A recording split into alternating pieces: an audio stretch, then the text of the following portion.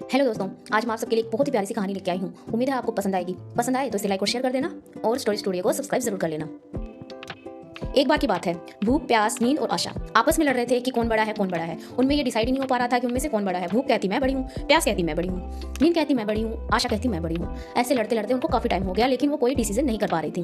तभी लड़ते लड़ते वो राजा के दरबार में पहुंची। राजा ने उनकी पूरी कहानी सुनी और भूख से पूछा, अच्छा भूख तुम बताओ, तुम कैसे बड़ी हो। भूख बोली, महाराज मैं ही इन सबसे बड़ी हूँ, क्योंकि मुझे पाने के लिए सब अच्छा अच्छा खाना बनाते हैं, तरह तरह के व्यंजन बनाते हैं और बहुत ही प्यार से थाली में परोस के फिर मुझे खाते हैं। भूख की ये बात सुनकर राजा ने अपने सैनिकों को बुलाया। सैनिकों से कहा कि पूरे नगर में ढिंढोरा पिटवा दो कि आज से कोई खाना नहीं बनाएगा, कोई व्यंजन नहीं बनाएगा, किसी के घर में थालियां नहीं परोसी जाएगी। तो राजा के आदेश से वैसा ही हुआ। पूरे नगर में ढिंढोरा पिटवा दिया गया और एक दिन निकल गया, एक रात निकल गई, 2 दिन निकल गया। अब लगी भूख को भूख। वो इधर उधर खाना ढूंढे, लेकिन पूरे नगर में खाना बना नहीं। फिर उसको कहीं पे पड़ा हुआ बासी खाना मिला तो वो उसने खा लिया। प्यास ने भूख को ये करते हुए देख लिया और वो पहुंची राजा के पास। बोला, राजा जी मैं कहती थी ना कि मैं बड़ी हूँ, भूख तो बड़ी है ही नहीं। तो प्यास से राजा ने पूछा, अच्छा तुम बताओ तुम कैसे बड़ी हो।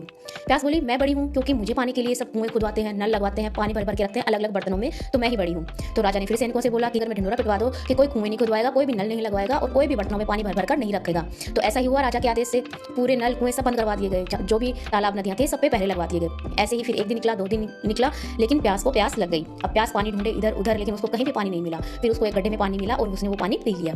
अब प्यास को ये सब करते हुए नींद ने देख लिया। नींद गई राजा के पास। बोले, राजा जी मैंने बोला ना मैं सबसे बड़ी हूँ। प्यास भी हार चुकी है, उसने भी पानी पी लिया है। तो राजा बोला, अच्छा तुम बताओ तुम कैसे बड़ी हो।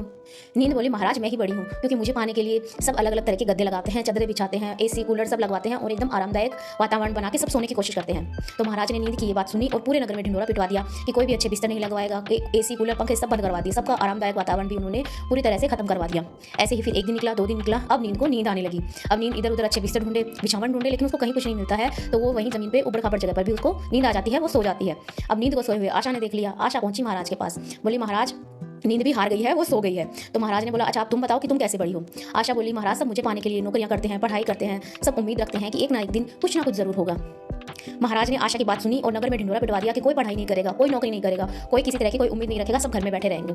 ऐसे ही फिर एक दिन 2 दिन निकले। अब आशा को आस जगी। वो पूरे नगर में घूम रही है, देख रही है हर जगह अंधेरा ही अंधेरा पड़ा हुआ है। वो भटकते भटकते एक जगह पहुंची जहाँ पे एक कुम्हार अपनी आशा का दिए जलाए बैठा था।